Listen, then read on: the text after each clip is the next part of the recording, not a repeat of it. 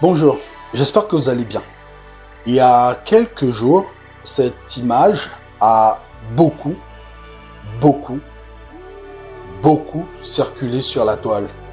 Eh bien, l'image d'une cérémonie de mariage qui se tient au stade d'Olembe. C'est vrai que ça fait beaucoup parler et à juste titre. Et puis connaissant un peu le Cameroun, il faut dire que c'était un peu ce qu'on appelle généralement une contre-attaque, pour rester dans le langage du sport, une sorte de contre-attaque un peu en la personne du PCA de l'ONIES, donc l'Office national des équipements et des infrastructures sportives, qui est donc Joseph-Antoine Bell. Donc c'était une façon pour beaucoup de Camerounais de lui dire « Mais ouais, tu critiques la FECAFOOT, mais regarde, tu es en train d'organiser des mariages dans des stades de football. » Eh bien, chers Camerounais, je vais vous dire une chose. C'est une pratique normale, limite cohérente, limite, je pense que c'est même à féliciter. Et d'ailleurs, je pense qu'il faudrait davantage encourager ce type d'initiative. Je suis désolé que vous soyez aussi choqués, mais les mariages dans des stades de football, il n'y a rien de mieux que ça actuellement. Il n'y a rien de mieux que cela. J'aurai l'occasion de revenir tout à l'heure dessus.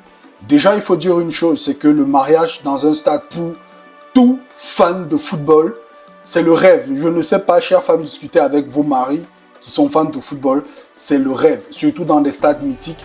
J'ai mon ami, frère et confrère, Arafat Ekunga, qui s'est marié au stade de la Réunification. Ça a été de très très belles images.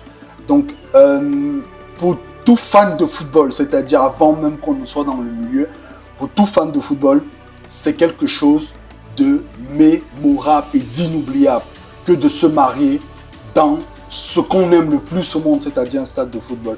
Maintenant, pour revenir sur des facteurs beaucoup plus économiques, il faut dire, peut-être les gens ne s'en rendent pas compte, il faut dire que l'entretien d'un stade, c'est 10% de sa valeur chaque année.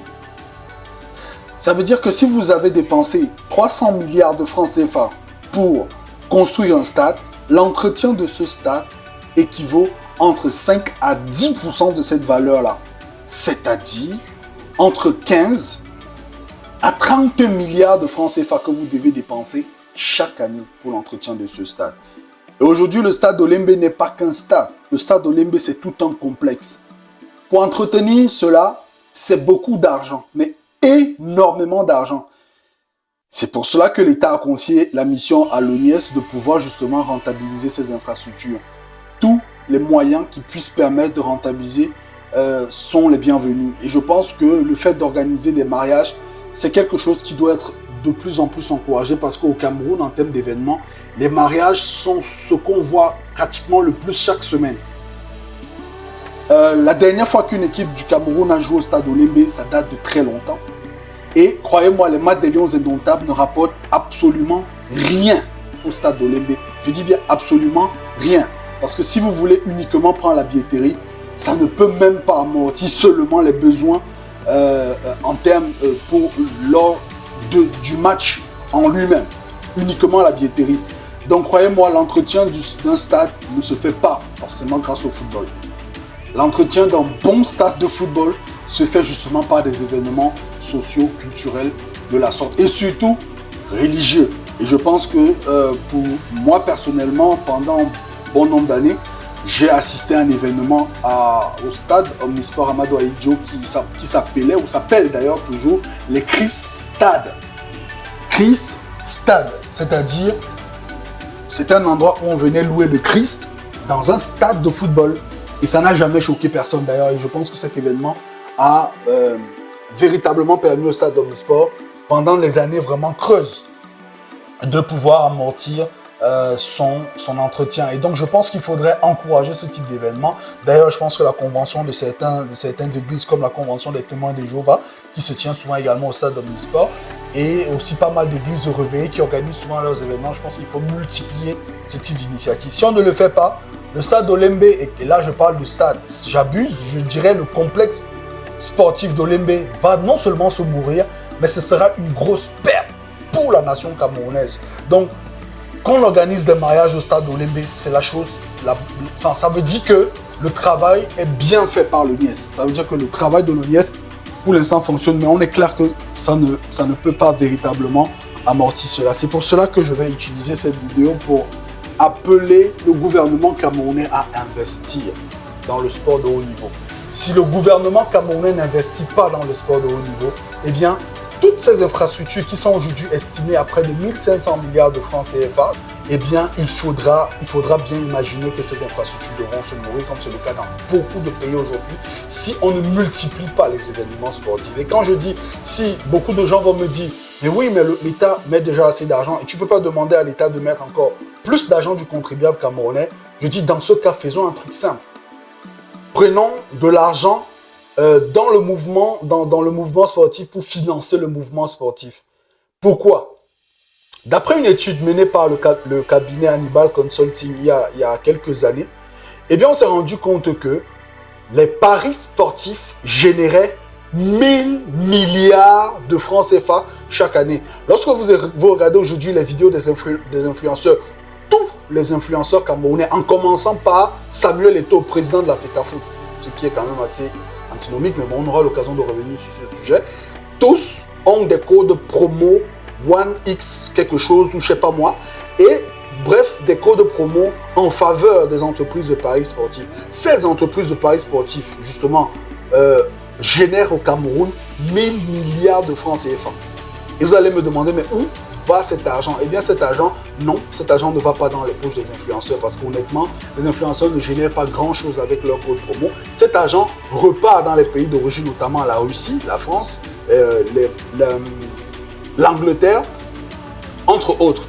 Et donc, si le Cameroun décide de prélever seulement 5% de l'argent généré par les paris sportifs au Cameroun, eh bien, le Cameroun pourrait avoir une cagnotte de minimum 50 milliards par an pour pouvoir financer le mouvement sportif. Et croyez-moi, 50 milliards, c'est énorme.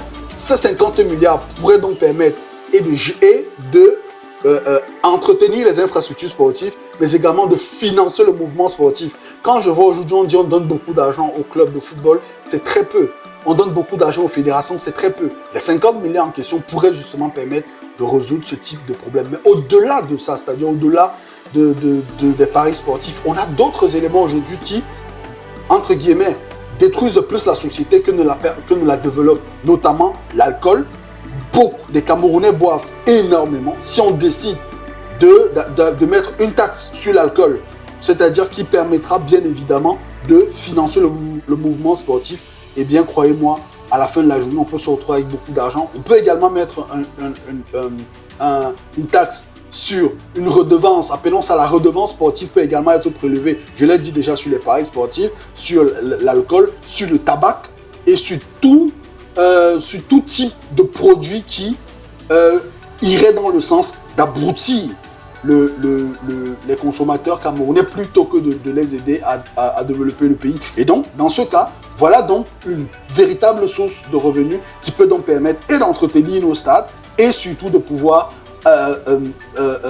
donner à notre mouvement sportif une dimension qui lui permettrait d'exploiter justement ces infrastructures sportives. Parce qu'on peut organiser des très grands championnats d'athlétisme au stade Olembe, on peut organiser de très grands championnats de rugby dans ces stades-là, on peut organiser tellement d'événements sportifs, mais il faut de la ressource. Et cette ressource, il faut bien la capter quelque part. Et c'est pour cela que je dis que si les gens ont trouvé que c'est choquant d'organiser un mariage au stade Olembe, croyez-moi, on peut... c'est l'un des rares moyens dont dispose aujourd'hui cette infrastructure-là de pouvoir justement générer de la ressource. Et même jusque-là, on est très loin de ce qu'il faut pour un fonctionnement optimal de tout le complexe sportif d'Olembe. Et donc, j'interpelle ici le gouvernement à véritablement se pencher sur la question. Et quand je dis le gouvernement, c'est également l'Assemblée nationale parce que forcément, ce type de taxe, la redevance sportive par exemple que je propose, peut passer par le truchement d'une loi. Ça me permet d'interpeller donc le député Cabral Libi, qui est donc, me semble-t-il, président d'une commission en charge des questions sportives auprès de l'Assemblée nationale. Je me dis que c'est des questions qui peuvent être portées pour qu'un quantum justement soit prélevé, surtout dans les paris sportifs, ou tout au moins qu'une étude soit diligentée par l'Assemblée nationale en ce qui concerne les revenus générés par les entreprises de paris sportifs au Cameroun, pour que vous puissiez comprendre véritablement la capacité du Cameroun de prélever dans cela pour financer l'ensemble du mouvement sportif camerounais et même africain, ou du moins en Afrique centrale, par ricochet.